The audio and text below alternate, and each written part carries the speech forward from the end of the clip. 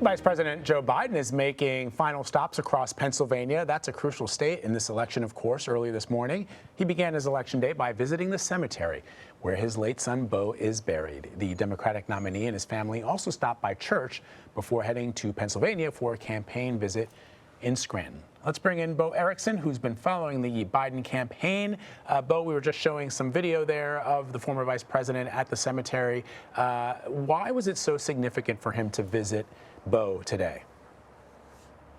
Good morning. Ever since Joe Biden started this campaign 558 days ago in Pittsburgh, the memory of his son has been just right next to him all the way through. It's actually what's been motivating him throughout this process. So this morning we saw him arrive at the church just right down the road from his house, actually here in Wilmington, Delaware. He attended with his grandchildren, his sister and his wife, Jill Biden. And then right when they left the church, they make that right turn and go over to the gravesite of his oldest son, Bo Biden. It has really, as I said, motivated him. He stops there almost every Sunday that he's been in town throughout this campaign here. He goes and visits the gravesite, and it has really motivated him throughout to talk about this battle for the soul of the nation that he talks about, and that he says Bo Biden, through his service in Delaware here, represented as well.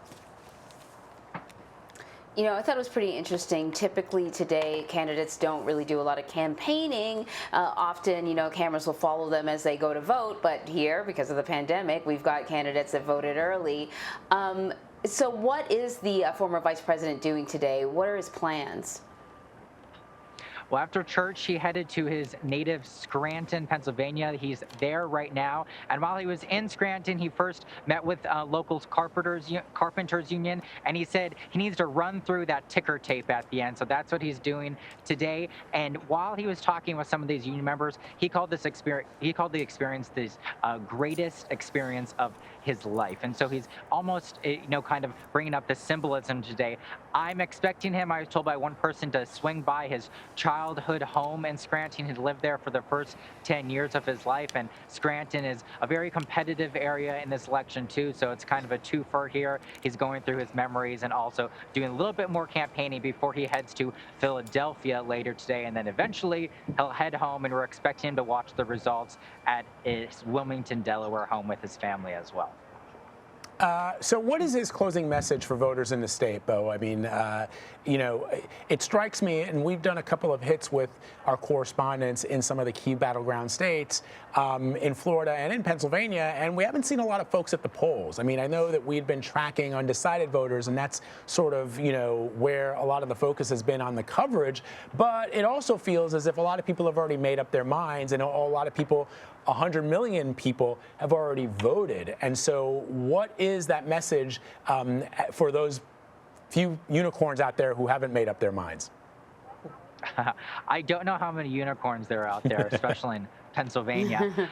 But what's remarkable about all of this is that, I've been on the campaign trail with him since day one last April, and the message has stayed very consistent throughout. This was an experience that Joe Biden said was going to be all about a referendum on President Donald Trump. And so he's been laser focused on talking about not only his differences in policy with him, whether it would be immigration or climate change, but that these basic tenets of leadership. One voter put it to me that sometimes the hardest elements of leadership to grasp is the small stuff.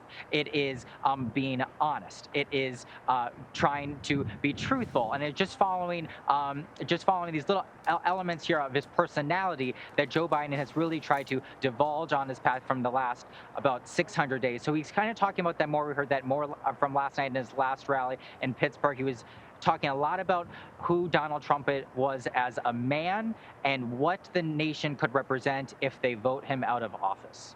Well, it occurred to me, Vlad and Bo, that, last election when we talked about undecided voters, we were talking about voters who were trying to make a decision between two candidates. This time around, when we talk about undecided voters, we're talking about people that are undecided as to how they will vote. Will they vote today? Did they vote by mail? Were they voting, early? Like, that's kind of like, it feels like that's the only decision voters are making at the last minute, because they've already made their decision on the candidate. I'm wondering, wondering, Bo, like there's been a lot of talk about early voters leaning towards Biden versus, the voters who will be at the polls today, maybe leaning towards Donald Trump. I'm wondering how the Biden campaign is feeling heading into tonight.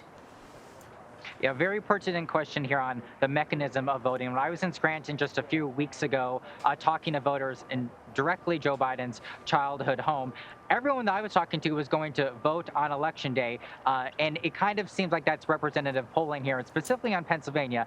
They are in-person voters, they were telling me over and over again. But when we talk about that difference between early voting and this day of voting, Joe Biden's campaign is actually doing something very interesting and is not usually done on Election Day. They're going to be briefing the media and the public. They're going to be broadcasting this on social media about what they are seeing under the hood of their numbers. They are going to be using the data that they have collected from early voting numbers, how much of that vote they think is Democratic and is in the Joe Biden category right now, and how much President Donald Trump would have to win on Election Day here. Yesterday, they released just a few states, and maybe this is an indication of where they feel most comfortable, but for instance, they were saying in North Carolina and Florida and Arizona, President Trump would have to win more than 60% of the vote today in order to eclipse Joe Biden's lead, they think, right now. Now, that is definitely feasible. It's just a few points higher in some of these states than it was in 2016, but they're feeling very confident. And the reason that they are talking about this difference between early voting and Election Day voting results is because they are very worried about President Trump maybe claiming victory early or trying to throw out some of these results coming in. The campaign manager was very, very, very clear yesterday, and she said there is no circumstance that President Donald Trump will be declared a victor before midnight tonight, and so they're just trying to beg everyone to be patient this evening.